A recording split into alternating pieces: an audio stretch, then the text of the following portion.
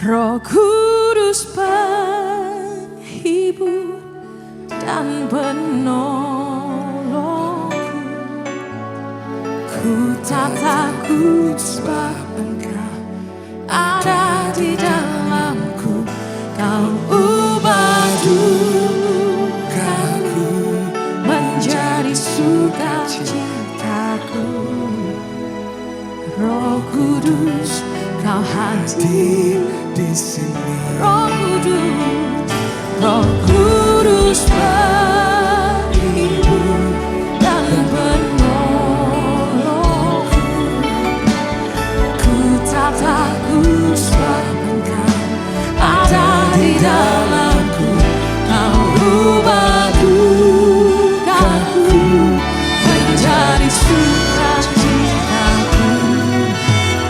Roh Kudus, Kau hadir di sini. Yang percaya Dia ada di tengah-tengah setiap kita, bersama-sama angkat tanganmu tinggi. Roh Kudus penghibur dan penolongku, ku tak takut sebab Engkau ada di dalamku. Kau ubah dukaku menjadi sukacitaku.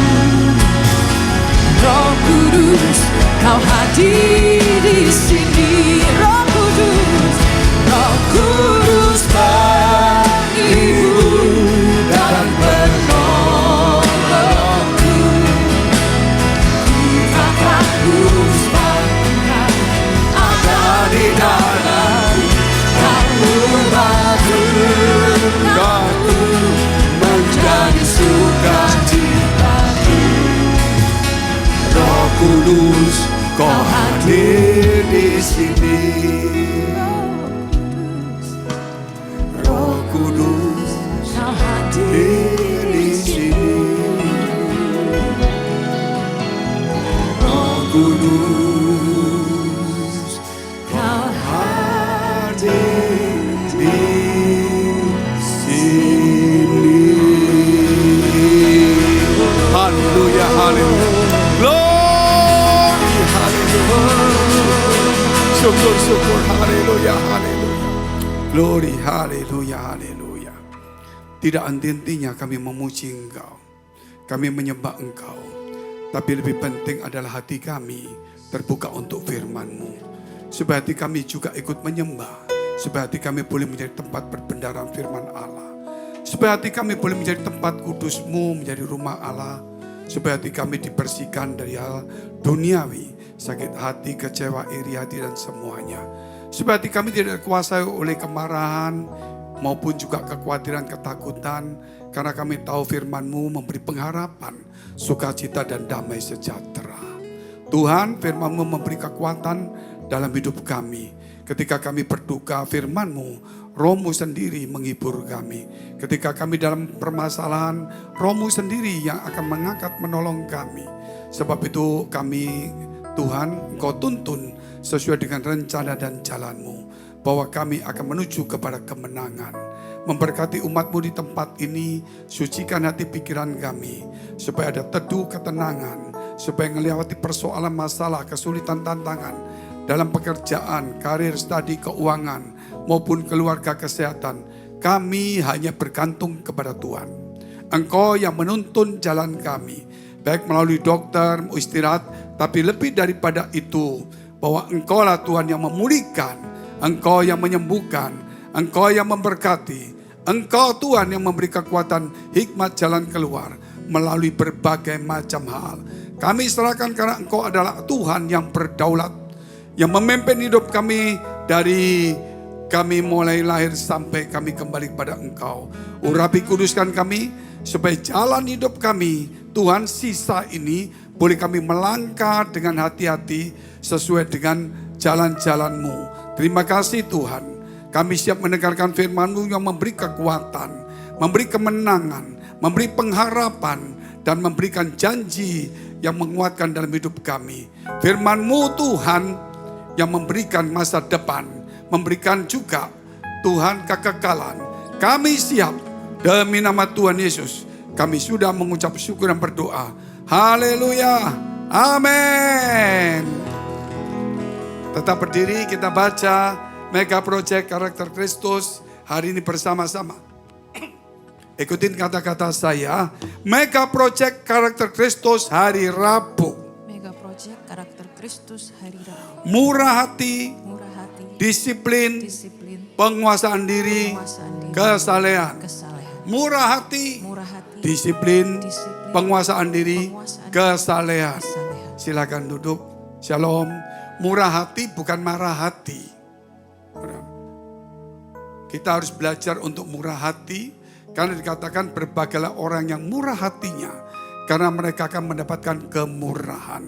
Apa yang ditabur orang itu akan dituainya. Karena firman Allah tidak akan pernah kembali sia-sia. Kalau kita mau menjadi pelaku firman, disitulah Allah akan bekerja dalam hidup kita. Hidup Kristen tidak boleh setengah-setengah. Hidup Kristen harus kalau memang percaya, sepenuhnya percaya. Saudara kalau pergi ke satu tempat, kemudian saudara tersesat, saudara tanya orang menunjuk dengan keyakinan seperti itu. Saudara yakin sepenuhnya membawa mobil keluargamu, ngikuti ke sana. Entah jalan itu jalan curang atau bahaya. Mungkin orang itu bohong atau tidak bohong. Saudara akan membawa pergi dengan percaya. Mengapa sama Tuhan? Dia adalah jalan kita tidak percaya. Berarti saudara iman kita masih belum juga kuat dan teguh. Firman Tuhan juga berkata, langit dan bumi akan lenyap. Tetapi firman perkataanku tinggal tetap. Semua akan lenyap, gereja juga lenyap. Semua lenyap, termasuk manusia juga lenyap. Semua lenyap, terus kita kemana ya? Lenyap. Firman yang tinggal tetap. Dan kalau firman itu ada di dalam hati kita, kita tinggal tetap. Jadi jangan berkata aku Kristen anak Allah, perjamuan suci 20 kali, pelayanan 1000 kali, bangkitkan orang mati 10 kali, orang hidup tak matikan 1 kali juga. Mungkin begitu karena sakit hati. Apa yang perlu disombongkan? Langit dan bumi akan lenyap, tapi perkataan Tuhan tinggal tetap. Jadi jangan berkata saudara akan tinggal tetap kalau tidak ada firman. Firman itu harus menguasai hidup saudara. Karena yang tinggal tetap adalah firman Allah itu. Amin. Aminnya lemes. Tema hari ini melayani dalam roh. Kemarin kita sudah 1 minggu putar-putar diajak perjalanan tur rohani. Mulai Selasa berangkatlah kami ke Semarang naik kereta. Terus ke Solo naik mobil, ke Magelang naik mobil, ke Wonosobo naik mobil. Dingin sekali, tidur di Dieng situ. Makan, ya kita coba hamburger, daging. Ternyata jadi masalah. Pulang perjalanan 7 jam setelah Wonosobo khotbah, sampai jam 2, setengah 2 lah. Gak apa-apa, tetap santai-santai. Apa yang terjadi? Kemudian saudara, saya tidur nyenyak. Pagi-pagi muntah kita. Dagingnya keluar. Terus perut kok sakit? Ya enggak apa-apa, cuma itu aja. Enggak muntaber. Jadi lemas. Gitu loh. Kenapa? Kurang hati-hati makannya. Udara dingin, kurang makan. Makanya salah. Tetapi hari ini ya oke lah. Gitu loh. Walaupun namanya lemah-lemah sedikit, tapi roh tetap harus kuat. Gitu loh. Tetapi dihibur juga. Ketika kami di Wonosobo, gitu loh. Ini gimana ini? Perjalanan jauh. Terus dapat tagihan untuk membayar gereja hotel Davam 20 juta. Gimana ya? Saudara, Tuhan kasih hikmat, suruh beli ini, beli itu. Saya beli ini, beli itu, ya lumayan lah. Ya, Tuhan kasih 20 juta lebih. Saudara. Jadi kita tidak mengandalkan dari gereja, kita mengandalkan dari Tuhan hidupnya. Ya, tepuk tangan untuk Tuhan yang luar biasa. Pak Andre ikut-ikut saya juga dia. Cuma memang ragu-ragu. Akhirnya dia dapat cuma 5 juta lebih. Untuk biaya tiket ke Kupang PP sampai bayar makan dan hotel. Tuhan itu selalu mencukupkan kalau saudara mau taat. Namanya pelayanan dalam roh itu begitu. Saudara kalau pelayanan dalam daging bahaya. semua daging, hawa nafsu, amarah. Belajarlah untuk rendah hati. Belajarlah untuk mengalahkan hidupmu. Sebab itu kalau kita melihat tema kita sudah keluar belum? Melayani dalam roh.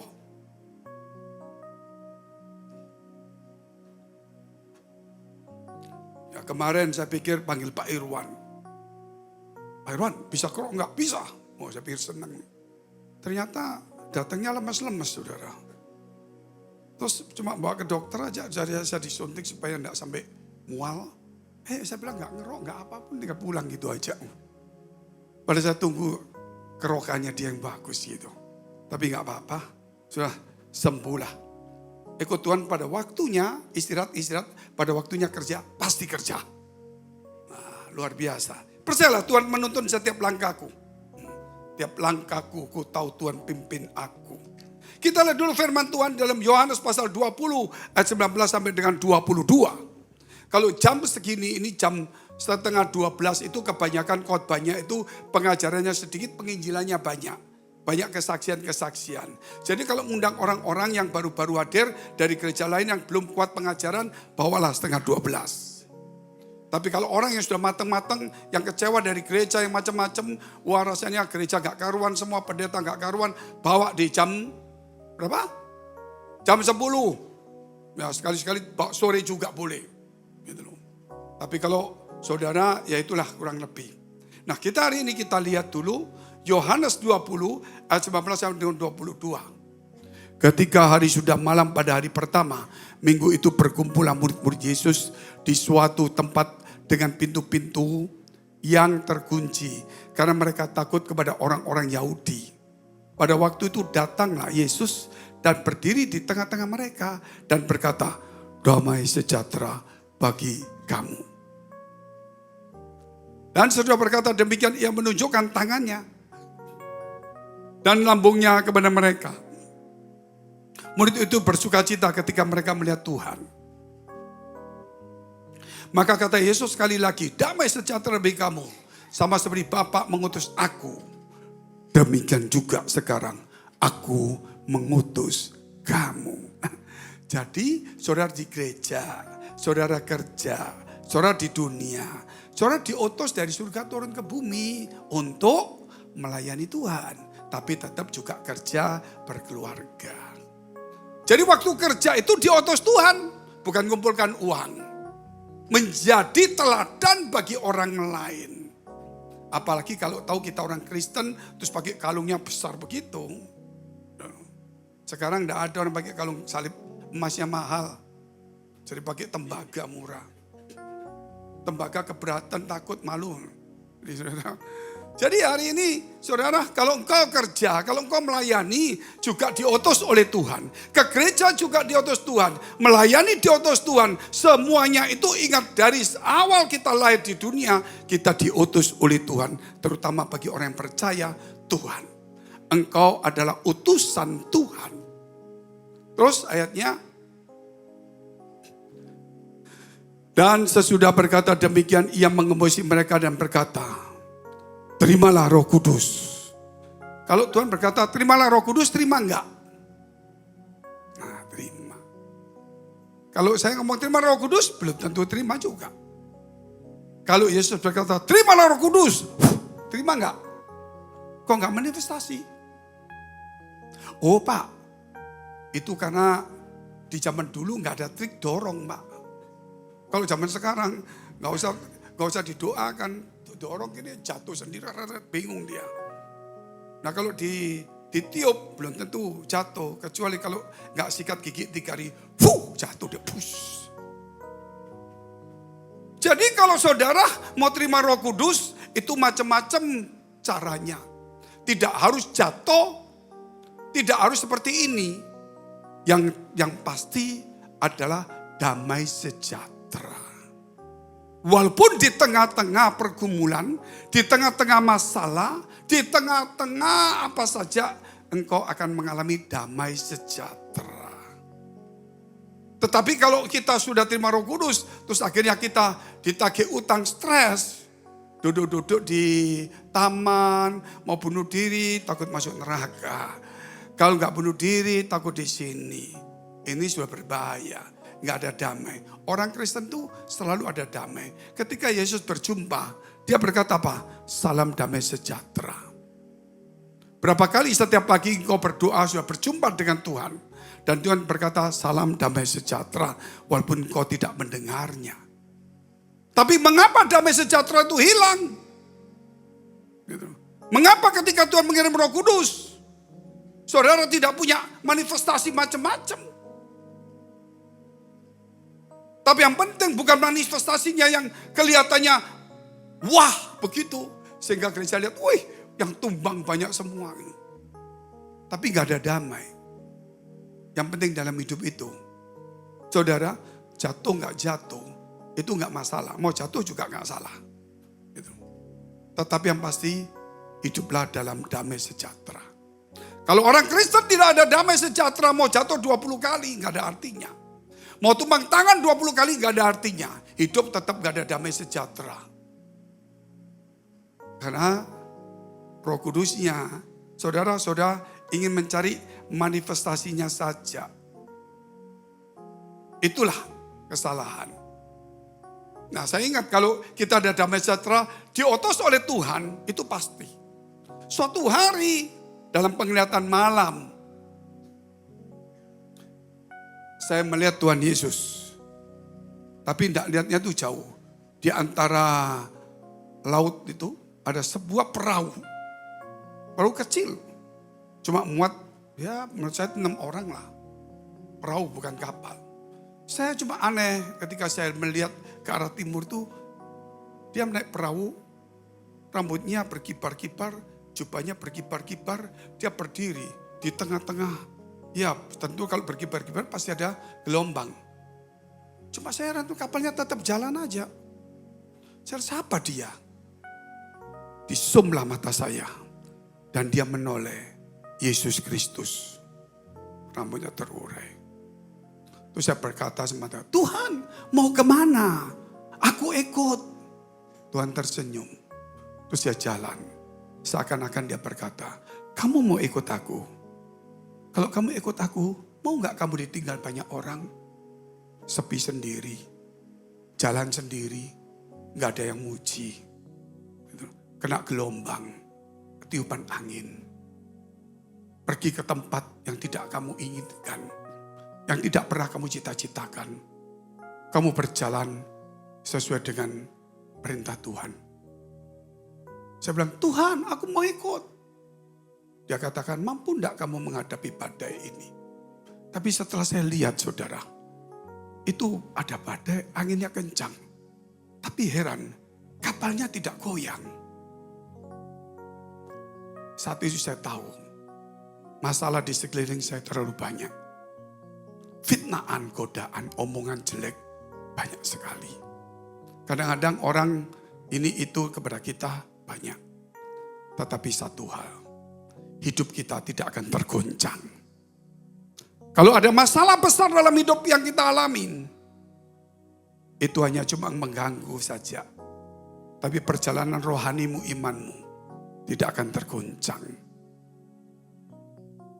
Oleh karena itu banyak saudara di gereja ketika ada masalah, dia mulai terguncang imannya. Memang pikiran kita bisa terguncang, pandangan kita. Tapi kalau kita tetap ikut Tuhan, perjalanan hidup kita akan tetap berjalan sesuai rencana Allah.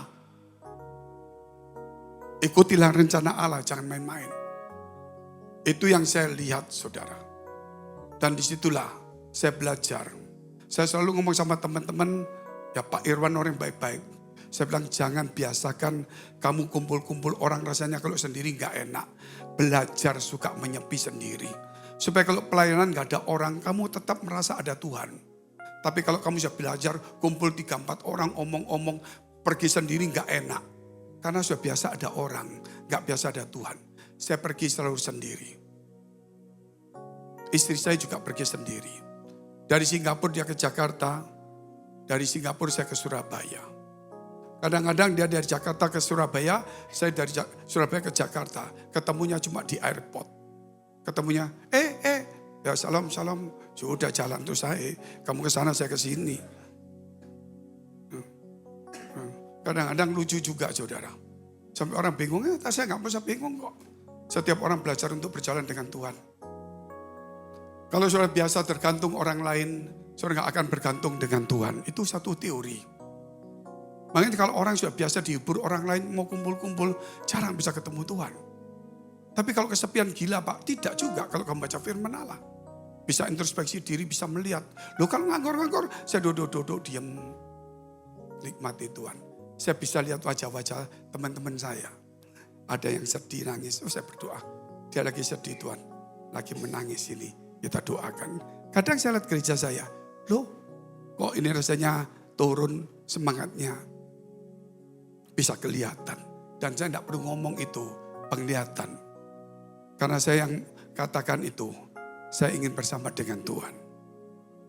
Amin. Ketika saya bersama dengan Tuhan, di tengah-tengah sendiri, itulah saya bisa nikmati banyak. Tapi ketika banyak orang, saya selalu ngomong firman Allah. Tidak pernah ngomong dunia bisnis. Waduh, tidak pernah saudara. Tanya, makanya jarang orang kumpul saya. Kalau ada Pak Fengki, tidak lagi ngomong firman. Mereka kumpul di situ, nggak mau dekat saya. Saya kerja bikin renungan, sedangkan nggak ada yang ngomong, saya tidur. Di kopi saya tidur sendiri. Terus bilang, Pak Fengki kok tidur? Yesus juga tidur gak diajak ngomong. Mau kamu nyalakan saya? Ya saudara, itulah satu cerita. Tapi ini benar. Kadang-kadang kemarin saya ditanya orang. Ada orang kaya sakit di Singapura. Saya layani dia. Saya ajak dia makan. Makan yang paling senang kamu apa? Oh dia mau traktir saya soalnya kan. Makan yang ini. Oke, yang kamu senang loh ya, bukan saya senang. Saya bilang gitu, ya Pak, siap. Dia cari yang enak, boleh. Nah, begitu dia makan, saya bilang, ini daerah saya Singapura. Uang saya Singapura, saya yang bayar bukan kamu. Jadi saya bayar saudara. Saya kasih tahu. Dan kemarin ketemu di Solo, dia ngajak saya makan. Saya bilang, kalau kamu ngajak makan saya nggak bayar, cari food court aja. Nggak usah cari yang mewah-mewah. Tanya Pak Irwan. Wah enggak ada food court. Cari suiki pinggir jalan. Enggak ada Pak Tutup. Cari gudeg. Enggak ada. Tutup semua terserah. Betul gak saudara? Mau Chinese food mau apa terserah sudah. Gitu loh. Dia mau bayar. Diajak Chinese food makan. Maka saya bilang saya mau pulang dulu. Loh kenapa? Saya mau cuci baju. Hah? Cuci baju? Iya. Kenapa kok cuci baju? Pak pendeta kan bisa kirim di tempat orang nyuci gitu. Biasa nyuci sendiri, kalau ada istri yang nyuci. Kalau nggak ada, ya kalau terlalu banyak rajin, kasih tempat cucian. Tapi kalau cuma baju tipis ini, gini-gini cuci sendiri supaya nggak rusak. Oh jadi kok nyuci? Iya, karena saya di gereja biasa nyuci dosa. Jadi saya harus mencuci baju itu bersih. Gitu. Saya biasakan nyuci baju bersih, walaupun tangan merah sakit semua saya diem. Kadang-kadang mau keadaan mata kok sorongin jadi pendeta rek. Lalu saya bilang gak apa-apa Tuhan. Saya belajar untuk nyuci baju bersihin. Di rumah tanya istri saya. Saya kalau bangun tak nyuci sapu bersihin. Kadang-kadang dia ngepel saudara. Saya bilang setrika saya setrika sendiri. Itu kadang-kadang dia bantu. Anak saya setrika sendiri. Kenapa kok gak pakai pembantu? Singapura pembantunya mahal. Gitu loh. Dan juga pembantunya cantik-cantik bahaya juga. Gitu saudara. Bisa lupa gereja nanti. Gitu. Jadi akhirnya apa yang saya lakukan di situ? Saya bersih-bersih baju. Kenapa? Nyapu bersih rumah. Saya ngomong sama istri saya, rumah kita ini banyak barang. Sejak gereja pindah ini barang semua. Kamar jadi gudang. Gitu loh. Tapi gak apa-apa, saya mesti bersihin. Kenapa dibersihin? Rahasia satu. Kamar saya selalu di hotel dimanapun selesai, saya mesti bersihin. Saya beranggapan gini, kalau Tuhan datang jangan kotor. Dengar gak tadi? Dengar gak? Tapi gak datang-datang, gak apa-apa. Tapi berarti mengharapkan dia datang. Bukan doa, Tuhan datang, Tuhan datang. Saya kalau bersihin rumah, nyapu pel. Kalau ada Tuhan datang, siapa tahu. Mungkin dia sudah hadir, cuma kita tidak tahu. Saya juga pintar masak, walaupun gak pernah belajar masak. Loh betul, saya bisa masak. Masak apa saja, cuma ada di kulkas, ada masakan apa. Saya masak semua. Di Belanda itu ponakan saya restoran semua. Kalau dia panggil saya, Cek datang. Itu kulkas buarang semua. Ya sudah 2 hari kumpulkan 20 orang gereja datang semua. Terus apa? Tak masak. Habis 2 hari.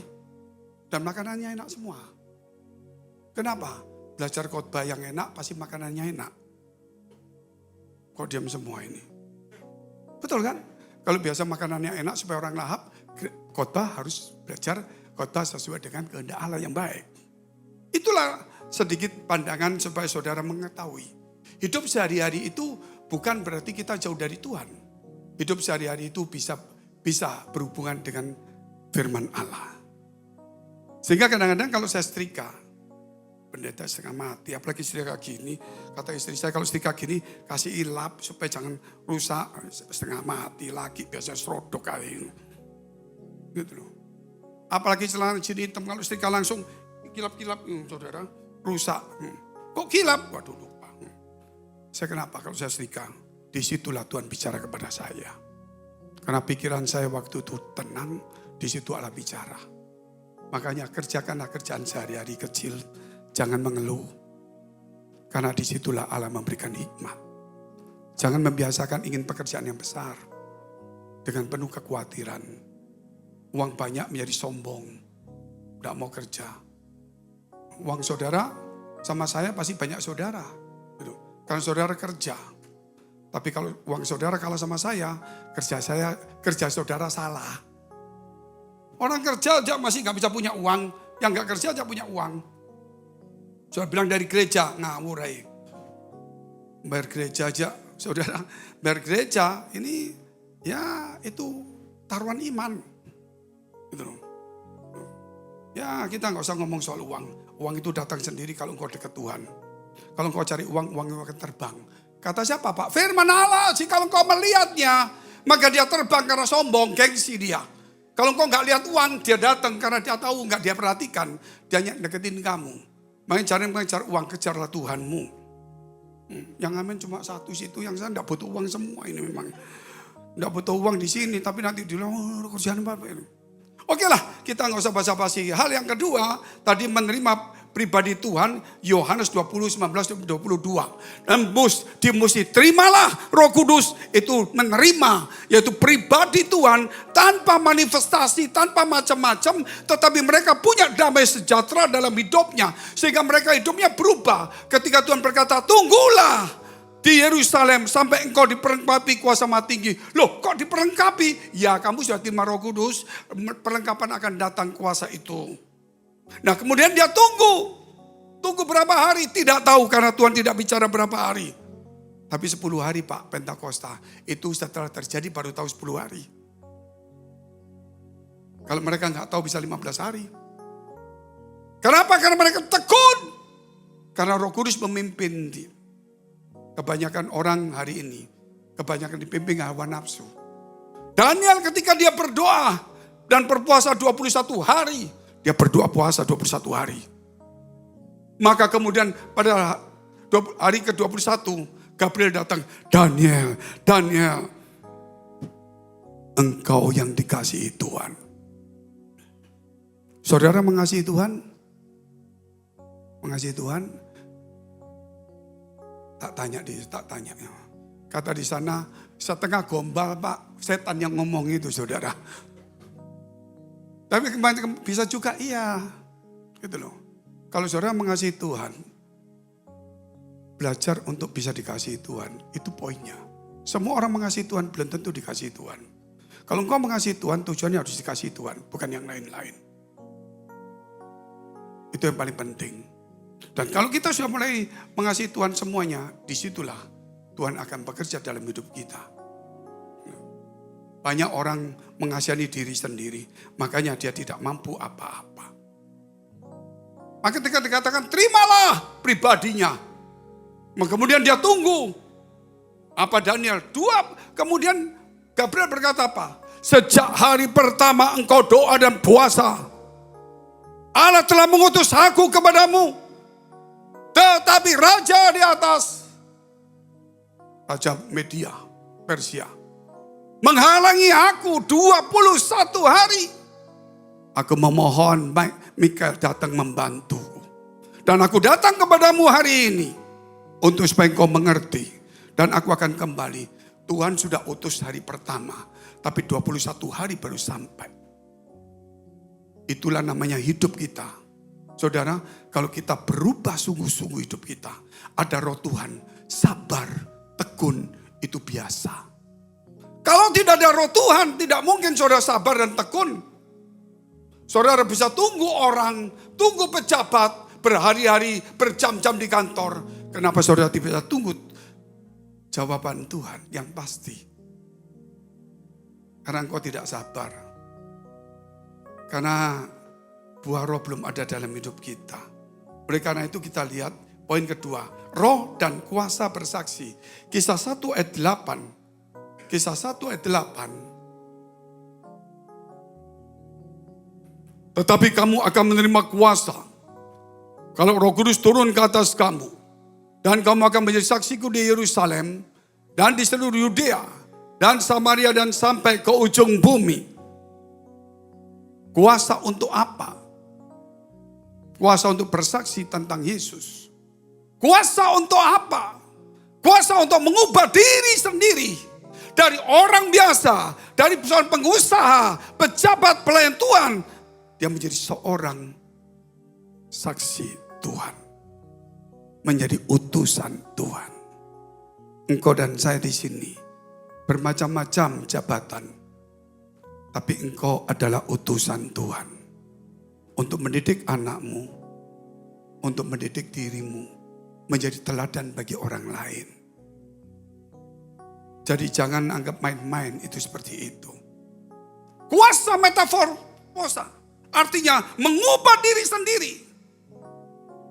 Kuasa metanoia. Mengubah diri. Yang suka pemarah menjadi peramah. Yang suka berdusta menjadi orang yang jujur. Perubahan total. Kalau tidak ada perubahan, hidup tetap dulu, sekarang sama. Kita tetap jadi anak Allah saja. Kita tidak pernah menjadi anak-anak terang. Oh, aku sudah jadi anak Allah, Pak. Tapi tidak ada firman dalam hidupmu. Ketika langit bumi lenyap, firman diangkat, engkau tidak terangkat. Karena tidak ada firman Allah. Ketika semua terangkat, Roh Kudus meninggalkan kita. Kita tertinggal. Karena Roh Kudus tidak pernah tinggal di dalam hatimu. Cuma karunia. Amin. Roh Kudus yang diangkat sama firman-Nya. Jadi kalau kita tidak ada firman, tidak ada Roh Kudus dalam hidupmu, engkau tidak akan terangkat. Karunia sih bukan aja salah. Tapi itu kerap kali sudah menyibukkan mata kita. Seakan-akan kita sudah dewa. Dan itulah buat menjatuhkan. Saya ngomong sama Pak Irwan. Banyak hal nanti suatu hari supaya dia saksi saja. Pak Irwan kalau khotbah saksi aja. Kasih 3 ayat, kasih saksi terus-terusan aja. Gitu loh. Kenapa saudara? Jangankan orang sakit, orang mati. Itu kalau kita di NTT sejak pelayanan sudah terlalu banyak di mana-mana. Di Surabaya di mana. Tapi saudara tahu. Itu tidak membuat kita jadi baik. Kerap kali menjadi sombong. Gitu loh. Makanya gereja ini ketika dibuka. Semua karunia saya tidak pendam. Semua karunia tetap berjalan. Tapi saya arahkan untuk mengubah hidup saya. Untuk mengubah hidup saudara. Karena Allah ingin buat dalam hidupmu yang berubah. Apa yang mau dicari? Karakter. Engkau mau cari pegawai yang malas atau yang rajin? Yang disiplin atau enggak? Yang rendah hati atau yang sombong? Yang setia atau yang tidak? Yang taat atau yang tidak? Engkau saja minta, masa Tuhan tidak minta? Makanya harus ada perubahan supaya kuasa Allah bekerja dalam hidup kita. Kalau tidak, tidak ada. Makanya saudara, untuk menjadi saksi Tuhan bagaimana? Hidupmu harus berubah. Bukan perkataanmu. Bukan kuasa yang kau ucapkan terjadi nubuatan. Bukan kau tumpang tangan orang punya karunia dan sembuh. Tetapi hidupmu itu adalah cermin firman Allah. Supaya ketika orang lihat hidupmu, lihat firman itu ada dalam hidupmu. Dan Roh Kudus. Saya di Pantai Kosa Karismatik. Saya kalau ketemu pendeta manapun yang suka bahasa roh, saya jarang. Tapi saya bisa bahasa roh, saya bisa menafsirkan, saya bisa bernubuat. Pak Fengki kok gini? Sama. Tidak ada yang bisa merendahkan kita. Kalau mereka melihat ada kemuliaan Allah dalam hidup kita. Amin. Kalau mereka melihat betapa baiknya hidupmu, menjadi berkat rendah hati. Biar dia bisa bahasa roh atau tidak, melihat engkau, dia tidak akan mengatakan kamu salah. Karena yang dibutuhkan adalah kerendahan hatimu. Di mana kau rendah hati, disitulah Allah akan memimpin hidupmu. Allah benci dengan kesombongan. Kerap kali karunia yang saya miliki itu menjadi satu kesombongan di zaman dahulu. Sehingga saya tidak mau mengobarkan terlalu banyak. Satu hari ketika saya waktu mau buka gereja tahun 2006, tahun 83 saya sudah pelayanan. Saya pergi ke Israel. Ada banyak yang terjadi. Saya tidak cerita yang terjadi ini. Yang mujizat saya nggak cerita.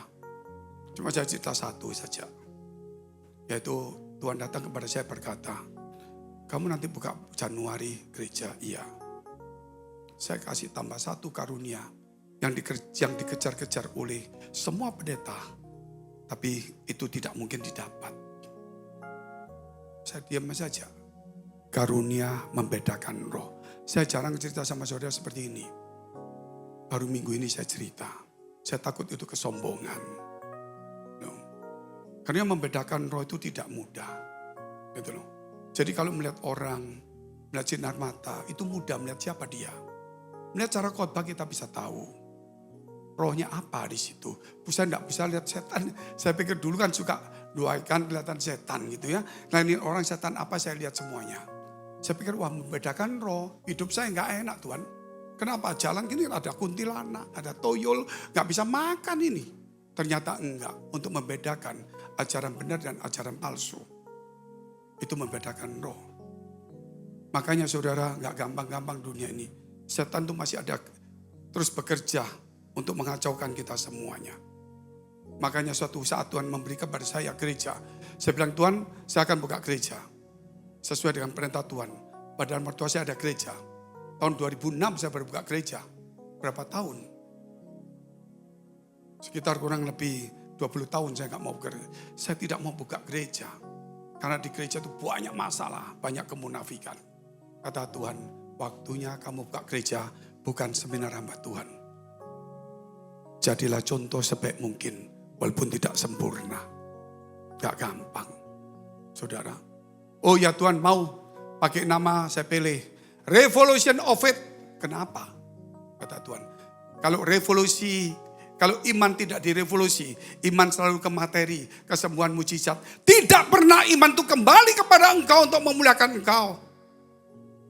Kata Tuhan, oh begitu. Kasih nama blessing in the spirit. Kok beda jauh? Ya namanya blessing in the spirit. Berkat rohani. Saya taat, saya kasih nama itu. Saya buat majalah ROF. Revolution of Faith. Tapi inilah satu pelajaran yang saya ikutin saudara. Kita lihat dulu Kisah Rasul 2 ayat 1 sampai 10. Secara cepat kita baca. Tentang Pentakosta.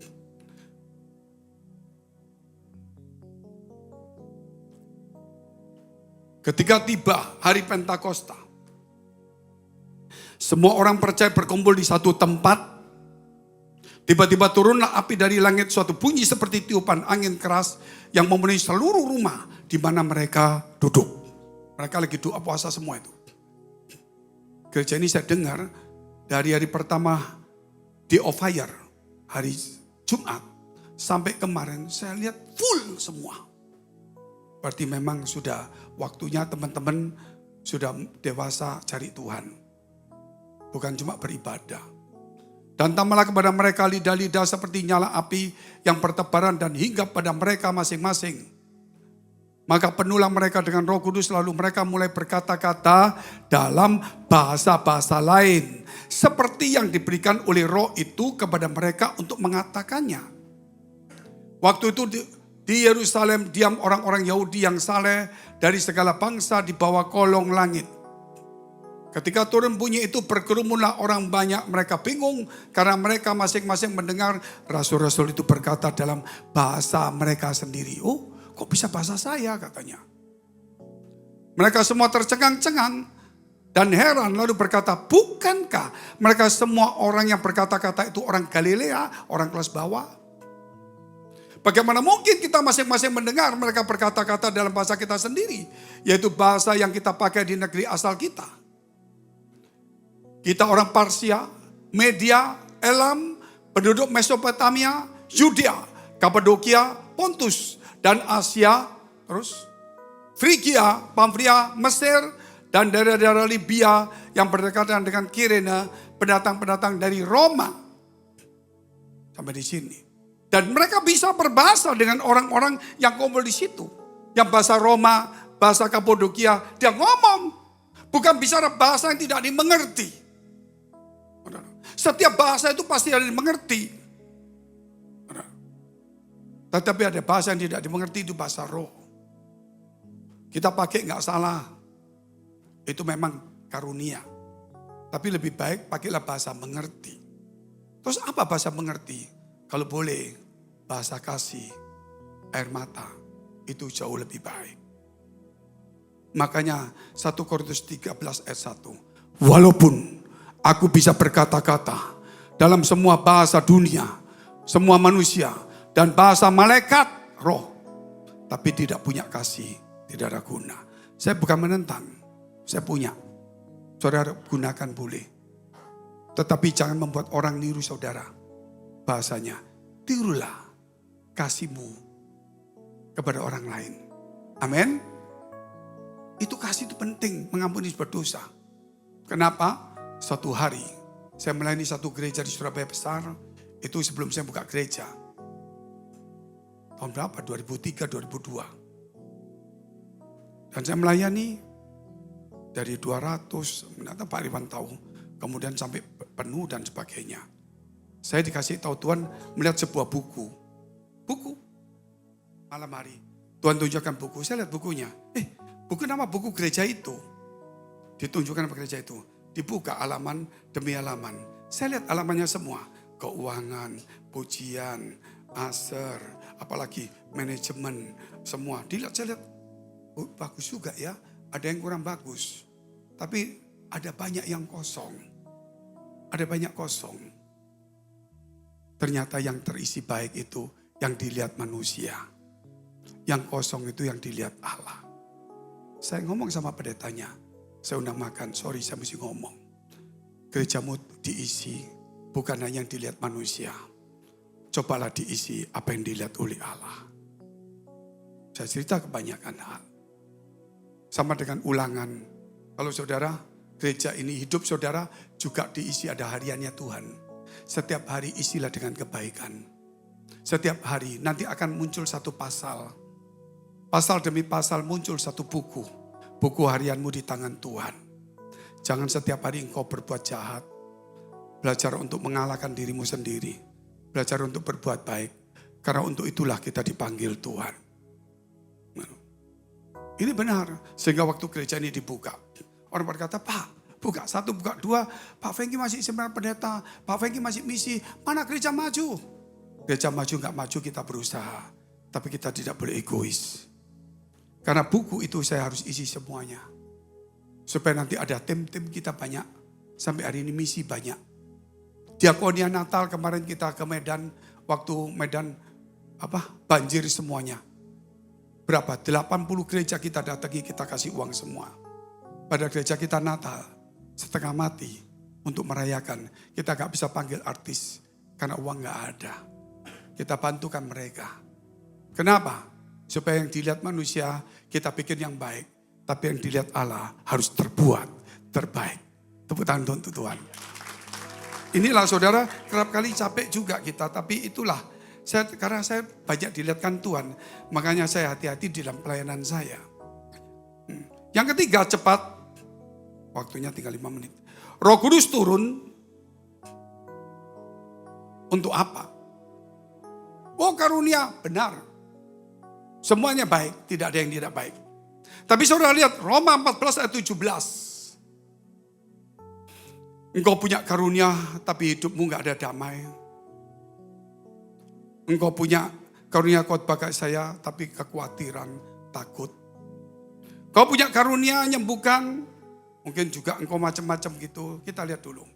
Sebab kerajaan Allah bukanlah soal makanan dan minuman, tetapi soal kebenaran, damai sejahtera dan sukacita oleh Roh Kudus. Jadi Roh Kudus diberikan kepada kita supaya kita hidup dalam kebenaran. Karena Yesus datang ke dunia sudah memberi jalan kepada kita supaya kita menjadi anak Allah melalui darah dan kematiannya Dia. Tetapi Roh Kudus memimpin kita kepada kebenaran. Sebab itu Roh Kudus disebut roh kebenaran, bukan roh benar. Bedanya apa roh kebenaran dengan roh benar? Benar itu kita mengatakan aku benar. Semua orang menyatakan benar. Tetapi kebenaran itu adalah orang yang melakukan kebenaran. Dan diberikan juga setelah kebenaran damai sejahtera. Harus punya damai sejahtera dan sukacita oleh Roh Kudus. Di tengah-tengah gempuran masalah persoalan, sukacitamu jangan hilang. Coba lihat kiri kanan. Mukanya masih setengah merah padam. Coba lihat kiri kanan. Mukanya pucat. Itu saya karena sakit perut. Saudara, ya. Jadi kita lihat dulu. Itulah Roh Kudus memberikan kepada saudara kebenaran. Menuntut kepada kebenaran, memberikan damai sejahtera dan sukacita. Mana sukacitamu? Mana damai sejahteramu? Ketika uangmu diambil kamu hilang. Tapi kita kemarin sama Pak Irwan, duduk. Didapat WA. Mana Tuhan? Senin Selasa bayar 60 juta ini. Ada Pak Andre, ada dia. Tuhan ngomong, beli ini, beli itu. Saya beli. Andre ikut, besok ini dijual nih, ya. Langsung, saudara. Karena Andre nunut dapatnya sedikit. Kalau banyak kan berarti dia salah. Saya yang salah. Roma 15 ayat 13. Tuhan selalu tuntun pada saat kebutuhan itu datang. Jangan kau menghindar. Ketika kehendakmu terdesak, Allah itu sudah siap untuk menampungmu. Jangan kau pernah putus asa. Engkau putus asa, engkau mencari orang. Pertolongan Allah hilang. Bertahanlah sampai pada kesudahan. Roma 15 ayat 13. Semoga Allah sumber pengharapan memenuhi kamu dengan segala sukacita, damai sejahtera dalam iman kamu, supaya oleh kekuatan Roh Kudus kamu berlimpah-limpah dalam pengharapan. Yang membuat Roh Kudus dalam hidup saya memberikan pengharapan yang berlimpah-limpah. Amin. Mau kalau saudara mungkin pedagang, wah susah. Waduh, tagihan banyak. Wah, sakit gak sembuh. Wah, ini itu. Pengharapan itu bukan langsung ada. Pengharapan itu di tengah tekanan. Tapi engkau masih punya pengharapan yang kuat. Sehingga engkau mampu mengatasinya.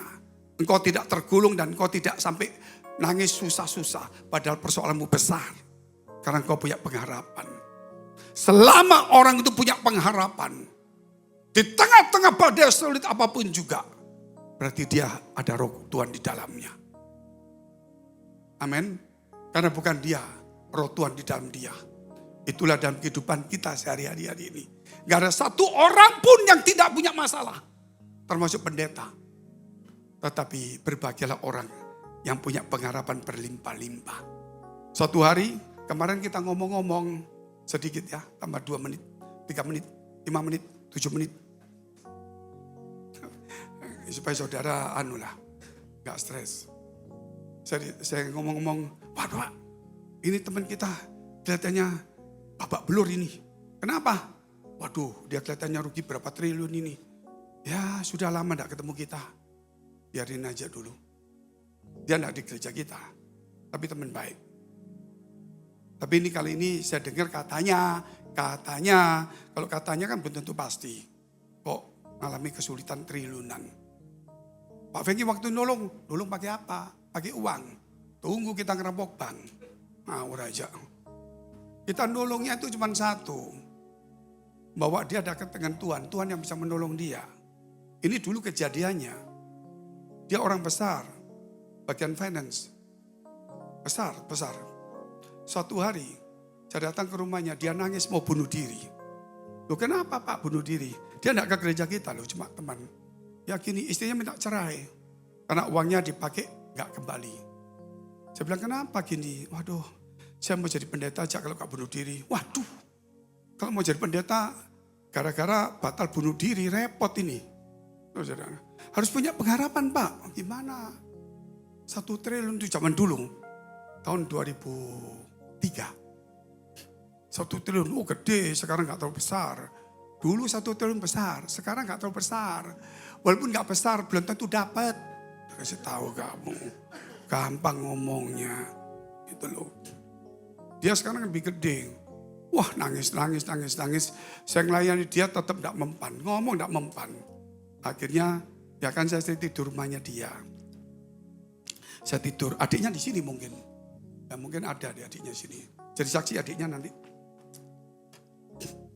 Tidur, saya berdoa di tempat tidur, di bawahnya itu. Ini mau bunuh diri Tuhan. Kalau bunuh diri pas ada pendeta, saya ditangkap polisi. Gimana Tuhan? Wah, tiba-tiba saya melihat saya seperti duduk di ranjang begitu.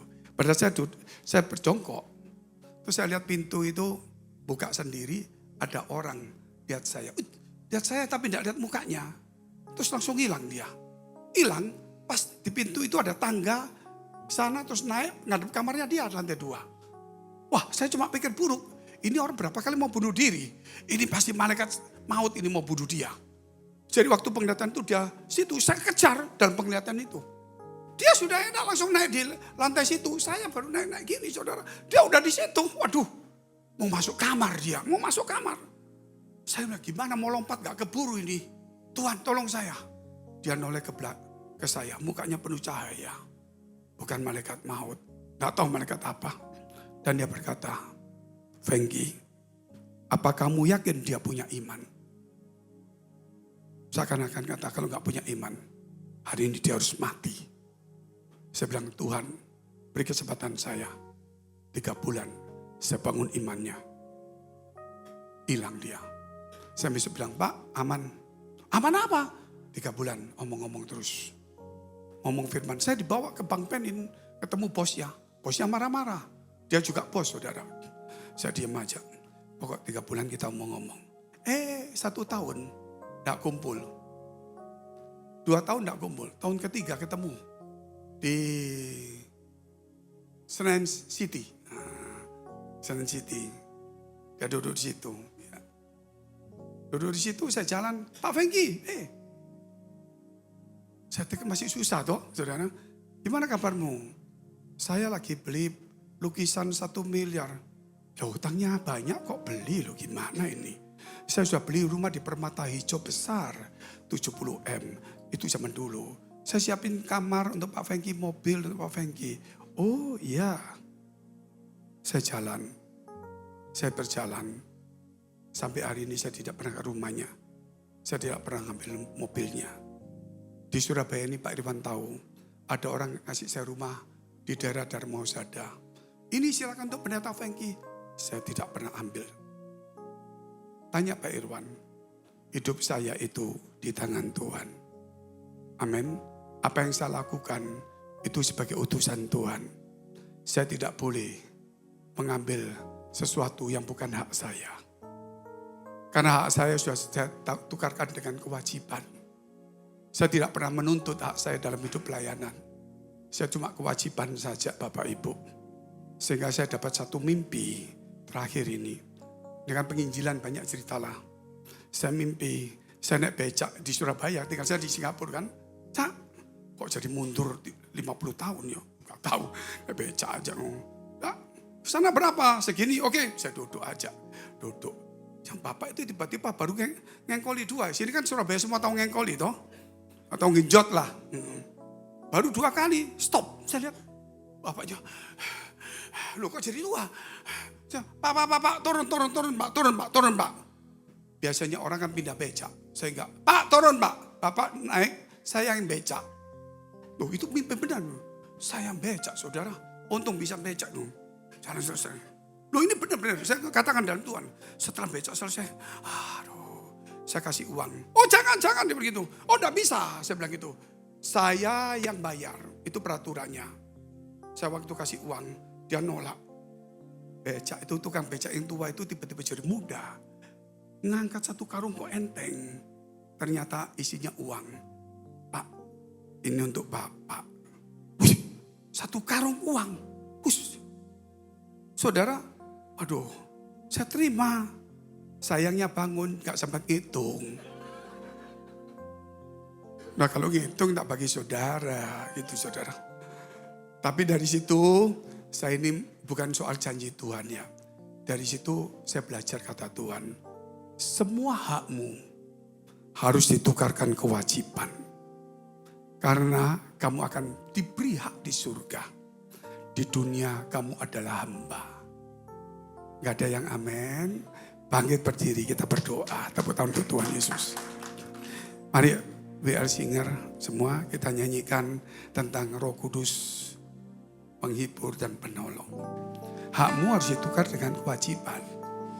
Yang tinggal hanya firman. Kalau hidupmu ada firman, kamu akan tinggal tetap. Roh Kudus akan diangkat. Kalau Roh Kudus ada di hatimu, engkau akan diangkat. Ingat itu. Kalau Roh Kudus turun, engkau punya damai sejahtera. Engkau dalam kebenaran, sukacita, berlimpah-limpah dalam pengharapan. Dalam kesulitan pun pengharapan selalu ada. Segala apapun masalahmu, di tangan Tuhan terlalu mudah. Mari kita pujikan pujian ini. Roh Kudus Hibur dan penolongku, ku tak takut sebab Engkau ada di dalamku. Kau ubah dukaku menjadi sukacitaku. Roh Kudus, Kau hadir di sini. Roh Kudus Kau susah, Kau sedih, sepi. Roh Kudus hadir dalam hidupmu. Jangan kau cari pergaulan, jangan cari penghiburan. Saatnya dia mau dekat engkau. Engkau ditinggal banyak orang. Engkau tidak punya pengharapan. Engkau sendiri, sepi. Jangan, karena ada Tuhan menyertaimu.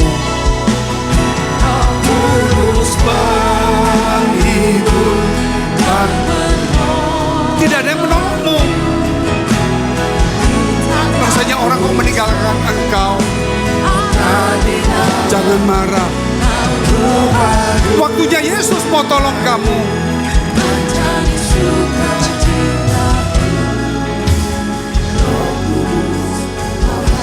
Pujikan dengan angkat tanganmu. Serahkan hidupmu kepada Tuhan. Dialah yang menolong kau, yang memimpin hidupmu. Dialah menghiburmu. Dia menguatkan engkau. Dia menginsyafkan engkau. Dia sebuah pribadi yang lemah lembut, yang tidak pernah memaksakan kehendaknya.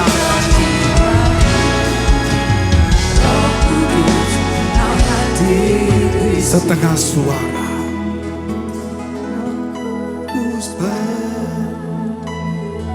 Di mana imanmu? Engkau sudah 20 tahun dengar firman Allah. Mengapa engkau masih takut? Mengapa engkau masih khawatir? Sudah 10 tahun ke gereja. Di mana iman? Di mana firman yang kau dengar? Firman itu tidak pernah kembali sia-sia. Janjinya tetap ya dan amin. Hanya engkau dan saya yang meninggalkannya. Engkau datang di gereja. Engkau berharap banyak tapi tidak dapat. Karena engkau tidak pernah sungguh-sungguh kepada Tuhan Allahmu. Engkau cuma hanya absen. Engkau hanya cuma liturgi. Engkau tradisi kewajiban. Engkau tidak pernah mencari Tuhan. Tuhan ada di sampingmu. Dia ada di dalam engkau. Tapi engkau biarkan saja. Engkau tidak menghargai kehadiran Tuhan dalam hidupmu. Sehingga engkau mulai berlaku semaunya sendiri. Biar hari ini segala problemmu, segala masalahmu, persoalanmu, penyakitmu, dekapkan kedua tanganmu di dadamu. Tidak ada yang boleh ditakutkan lagi. Ketakutan itu membuat imanmu runtuh. Ketakutan itu diberikan iblis kepada kamu supaya kau ambil jalan pintas. Roh Tuhan memberikan keberanian hari ini. Katakan kepada dirimu, aku masih punya iman dan firman Allah. Roh Kudus ada dalam hidupku.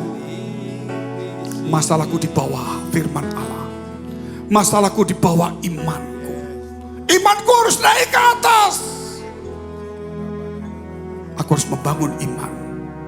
Supaya problem masalah bukan di atas imanku. Mengapa aku sedih? Mengapa aku kalah? Mengapa aku susah? Karena imanku ada di bawah masalah. Tuhan ampuni aku. Tidak sepantasnya iman di bawah masalah. Karena kau mengatakan iman mengalahkan dunia. Semua yang ada di dunia di bawah iman. Penyakitmu, masalahmu, persoalanmu. Jangan pernah ragu-ragu ikut Tuhan. Jangan pernah mundur dalam kesulitan. Ingat, engkau adalah utusan Tuhan. Engkau adalah utusan Tuhan. Roh Kudus yang akan memimpin engkau. Roh Kudus Penghibur dan penolong, ya Tuhan, tak takut. sebab ada di dalamku. Kau barukanku menjadi sukacita. Roh Kudus, Kau hadir di sini.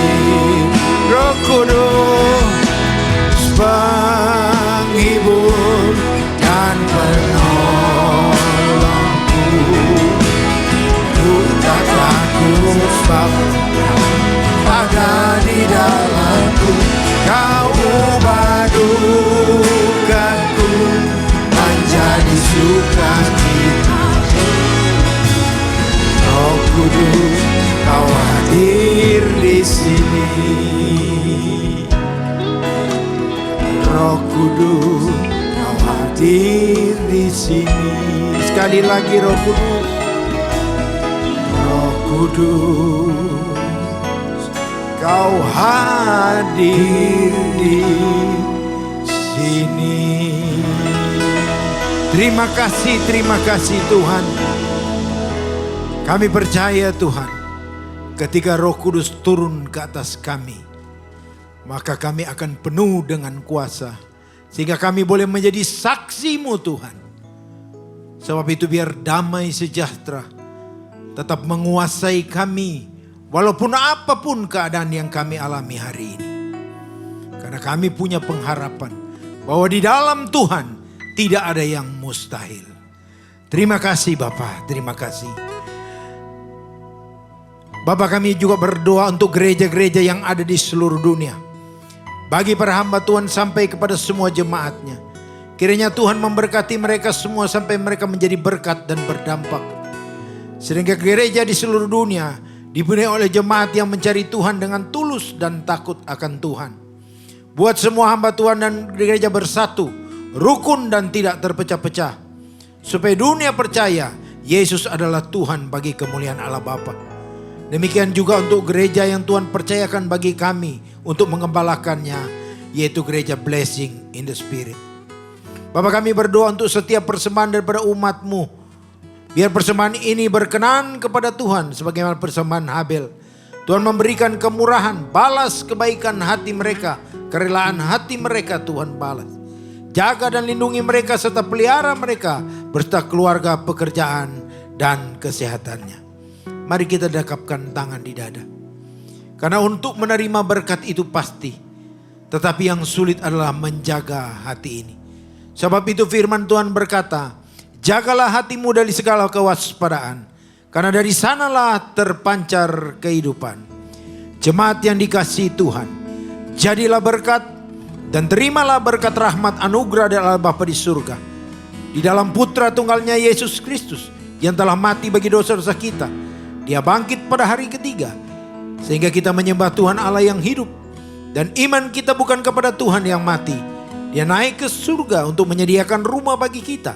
Sehingga kita punya pengharapan yang pasti. Dan dia akan datang untuk kedua kalinya, menjemput gereja dan umatnya yang berjaga-jaga, kudus, dewasa dan bijaksana, serta menghakimi dunia. Dan di dalam persekutuan dengan Roh-Nya yang kudus, Ia membuat hati kita berkobar-kobar dan roh kita bernyala-nyala di dalam kasih semula. Roh Kudus yang menghibur, menguatkan, memelihara, mengisafkan kita dari dosa, menuntun dan memimpin kita kepada kebenaran dan kekudusan, serta menjadi saksi Kristus mulai hari ini sampai selama-lamanya. Kita akhiri dengan doa yang diajarkan Tuhan. Bapa kami yang ada di surga, dikuduskanlah namamu, datanglah kerajaan-Mu, jadilah kehendak-Mu di bumi seperti di surga. Berikanlah kami pada hari ini makanan kami yang secukupnya, dan ampunilah kami akan kesalahan kami, seperti kami juga mengampuni orang yang bersalah kepada kami. Dan janganlah membawa kami ke dalam pencobaan, tetapi lepaskanlah kami daripada yang jahat. Karena Engkaulah yang punya kerajaan dan kuasa dan kemuliaan sampai selama-lamanya. Semua yang diberkati, sama-sama kita katakan amin.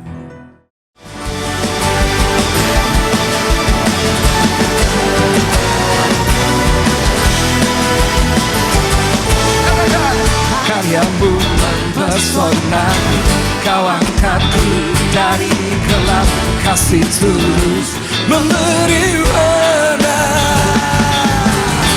Kau buang semua gelisah, Kau beriku sukacita, Kau buatku selalu tertawa. Kau